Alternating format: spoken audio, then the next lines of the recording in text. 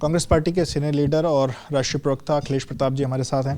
अखिलेश जी, उत्तर प्रदेश की राजनीति में इस वक्त शंकराचार्य का विवाद खूब देखने को मिल रहा है। आज उन्होंने इंटरिम बेल पर उनके पर सुनवाई भी है, पर उसके बीच में जो आशुतोष महाराज हैं उन्होंने एक टिप्पणी की है और उन्होंने कहा है कि उत्तर प्रदेश के डिप्टी सीएम शंकराचार्य को उकसाते थे कि वो धरना देते रहें।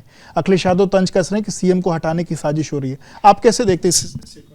देखिए, पिछले 10-12 वर्षों से आप देखें, जिस व्यक्ति ने भी बीजेपी सरकार के विरुद्ध कोई आवाज़ उठाई, कोई सवाल किया, कोई प्रश्न इंगित किया, उसके ऊपर इस सरकार ने झूठे मुकदमे लगाए और उसे जेल में डाला, प्रयास भी किया और उसे आतंकी, खालिस्तानी, पाकिस्तानी सब बनाने का नवाजा भी इन शब्दों से। शंकराचार्य भगवान महाराज गौ हत्या बंदी पे आंदोलन कर रहे हैं, प्रश्न खड़ा कर रहे हैं, रोक लगाने की बात कर रहे हैं। अब उनके ऊपर भी वही तरीका अख्तियार किया जा रहा है कि जो उनसे बीजेपी से प्रश्न करे उसको कटघरे में खड़ा करो। सबको पता है, एकदम क्रिस्टल क्लियर है, ये मनगढ़ंत सत्ता पोषित आरोप। एक हिस्ट्री सीटर सारे इन्वेस्टिगेशन की जानकारी दे रहा है, जैसा लग रहा है कि वो पुलिस प्रशासन का प्रवक्ता हो। उसको यहाँ तक पता है कि डिप्टी सीएम की कॉल डिटेल की बात कर रहा है।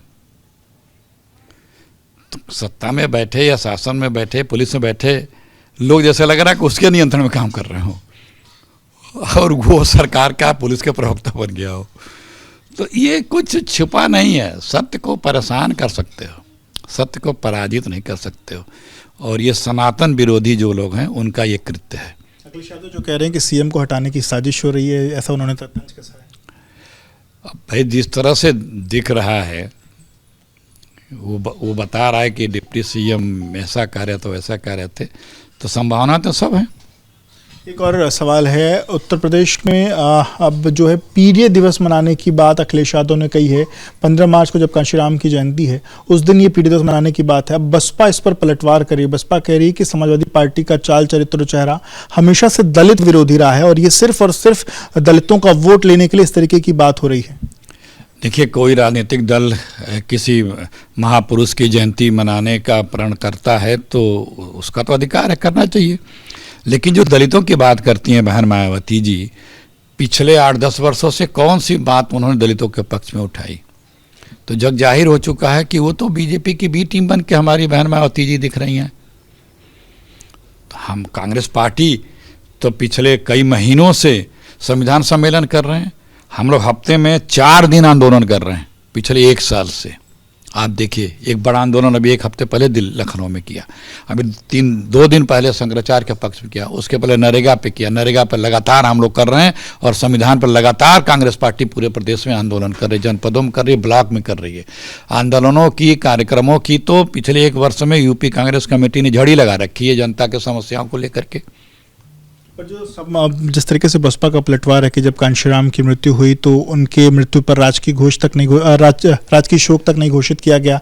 इसके अलावा तमाम जो लोग, जो दलित महापुरुष थे, उनके नाम पर जिन जिलों के नाम बदले गए, सारे नाम बदल दिए। तो दलितों के नाम पर छद्म राजनीति जो है वो सपा करी। अरे भाई, मायावती जी 15 तारीख को सपा, कांग्रेस या और लोगों से बहुत बड़ा कार्यक्रम करके दिखा दें। क्या करना है उसमें? दूसरों से परेशान क्यों हो रही हैं? उनको तो स्वागत करना चाहिए और अपने खुद और बड़ा कर दें।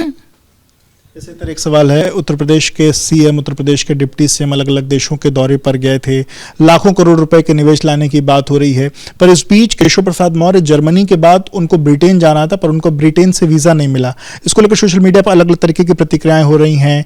तो आप इसको कैसे देखते हैं और क्या इसके पीछे कोई साजिश भी देखते हैं? देखिए, यदि उत्तर प्रदेश के डिप्टी सीएम को ब्रिटेन जाने के लिए ब्रिटेन से वीजा नहीं मिला, अगर ये सत्य है तो ये बहुत दुर्भाग्यपूर्ण है। हमारे प्रदेश के एक उप मुख्यमंत्री को किसी राष्ट्र से वीज़ा न मिले, क्या कारण है, किन परिस्थितियों में नहीं मिला? किसी की साजिश है या कोई क्राइटेरिया फुलफिल नहीं होता था? ये सब बातों का खुलासा केंद्र की सरकार को करना चाहिए। शराब नीति जो घोटाला है उसमें मनीष सिसोदिया और अरविंद केजरीवाल दोनों को उसमें से बरी कर दिया गया है। पूरा आपका पूरा जो दिल्ली का चुनाव हुआ वो इसी के इर्द गिर्द घूमता रहा था। अब जिस तरीके से ये लोग बरी हुए, क्या कहेंगे? देखिए, करीब कई हजार लोगों पे मुकदमे ईडी सीबीआई ने कर रखा है, इनकम टैक्स ने कर रखा है। उसमें दोषी हजारों में 4-5 लोग अभी तक सिद्ध हुए हैं। मैक्सिमम लोगों का तो दोष फ्रेम ही नहीं हुआ। मैंने जैसा आपको बताया है कि ये बीजेपी सरकार सिर्फ द्वेष बस विपक्ष को या बीजेपी से सवाल करने वालों को आवाज़ को दबाने के लिए अपने जांच एजेंसियों का सहारा लेकर के झूठे मुकदमे लगाती है, परेशान करती है।